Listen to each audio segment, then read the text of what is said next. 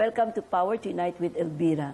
Andito po tayo ngayon sa Singapore, sa St. Ignatius Parish, kung saan po makakasama natin isang guest na pinipitagan dito sa Singapore at the same time, even sa Vatican. At walang iba kundi si Sister Theresa Seow.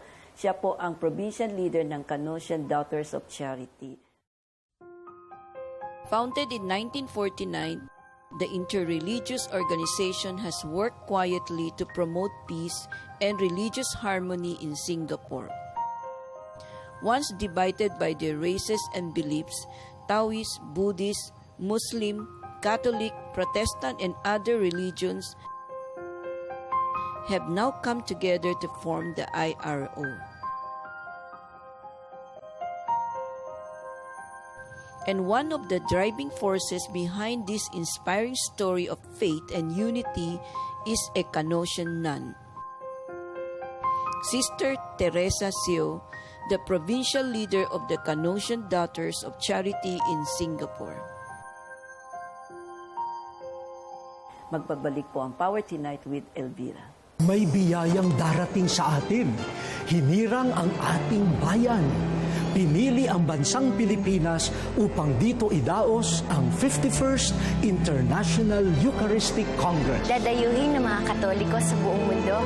Saksihan natin ang real presence ni Jesus. Pinakamalaking pagsasama ng mga mananampalataya. May handog natin ang pinakamalaking selebrasyon ng banal na Eucharistia. Ipakita po natin sa buong mundo ang lubos na pananampalataya ng mga Pilipino.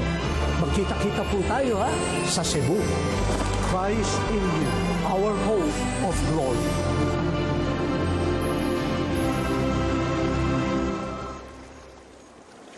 Good day, Sister Theresa. Good day to you. You know, I'm very happy that I know you're so busy here. All of you are doing so many things, you know, and then you take time to be with us.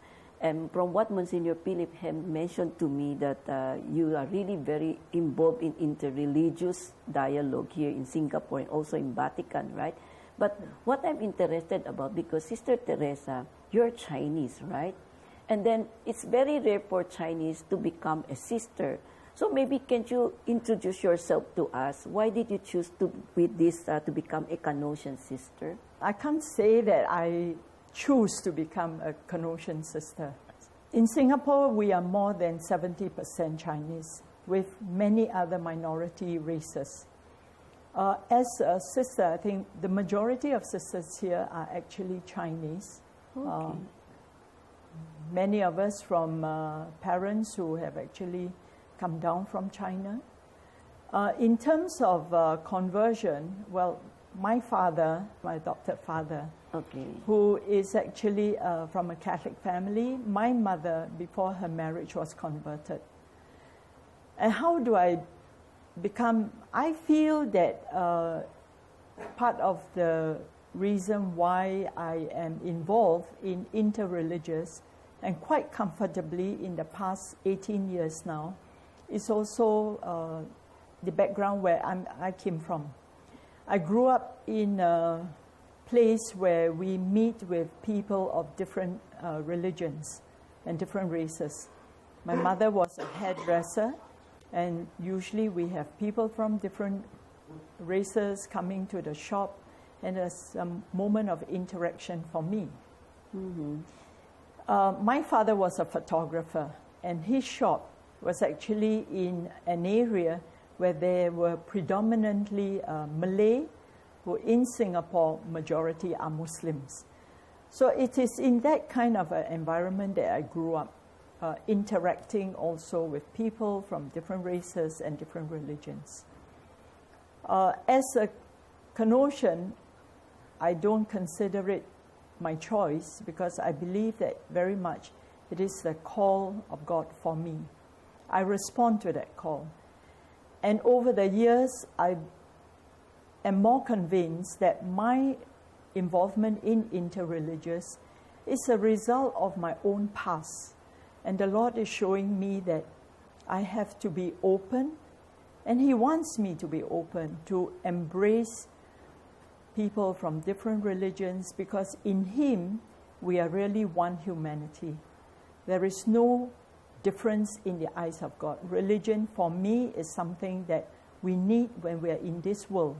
So if I'm talking about my relationship with brothers and sisters from the different faiths, the different races, we all belong to one humanity. For them, they acknowledge God as creator, as God.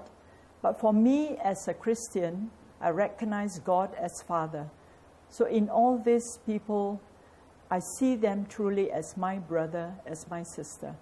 That is the way I'm brought up in my faith, to acknowledge that we are different, but we all come from God.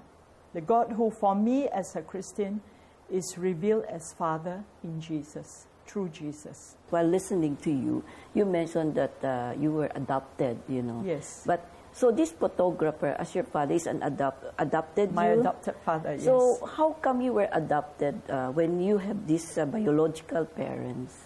I think at that point in time, in the 50s, economic situation in Singapore is not like what it is today. People have to struggle for a living. My parents had already many children. In my own biological family, I'm actually the seventh with sisters, brothers, and after me, one more younger brother. So I think at that point in time, when my adopted mother, before her marriage, actually saw me, she fell in love with this baby and asked my own biological mother if she could adopt me. And among themselves, they just agreed, and I went into the family. So even as a before, baby? Yes, as a baby. Okay. Even before my adopted parents were married, I was already adopted. You know, you felt strongly because, as you said, Canossian is not really your choice to be a Canossian, but you feel there is God's calling. And you don't regret, no? Yeah. Now you chose this kind of life. Yes. How do you feel now that because you can serve more humanity, right? Yes. And you also believe that salvation is really what we are seeking all about. And this is what Jesus Christ has sacrificed for us to save the people, isn't it? Yes, that's right. And for me, as I say, my call to the religious life is a gift. It's a vocation God calls. And in that process of discernment, I feel drawn to deepen my relationship through this way of life as a Canossian.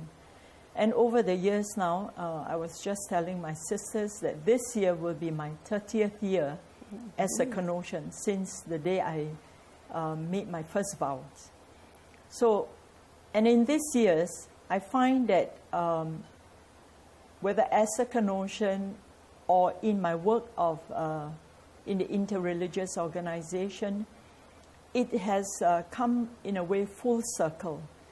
Because where I came from, I recognize that I was born into my own biological family, uprooted, put into a Catholic family because my adopted father was from a very staunch Catholic family. Okay. And then uprooted again in a way into the religious family. And now within the family itself, I am not just bound within the circle of the Canossian, but in my work, I am actually bringing the good news to others.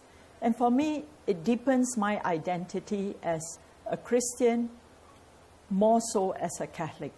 Because as a Catholic, we are called to be universal. We have to have a heart that is open to all. You know, the message of Christ is not just for the Christian community. It's not just for us. When I can bring the message of Christ, who He is as Lord and Savior, and the gift of salvation, the good news to people of other religions, without imposing my belief, respecting where they are, what they believe, but it gives me an opportunity to share my faith. I think this has been a beautiful experience. And I can always say that as a religious, as a Canossian, and even in the work of interfaith and ecumenism, it has brought me a lot of joy. My happiness is in the fact that God has called me to this dimension, a very wide dimension in my work. And I believe, Sister Theresa, you really has a mission. Your life is, very rich. And as you said, you can really feel God's love in you and that He's calling you for this kind of mission. Because right now, with the world that is drifting apart, it's more important to bring them together, even though we are all different in our belief, And your mission, I think, is more difficult right now because how to convince other religion to work together for the sake of peace, to respect human life. I think this is what we're going to discuss later on. Magbabalik po ang Power to Unite with Elvira.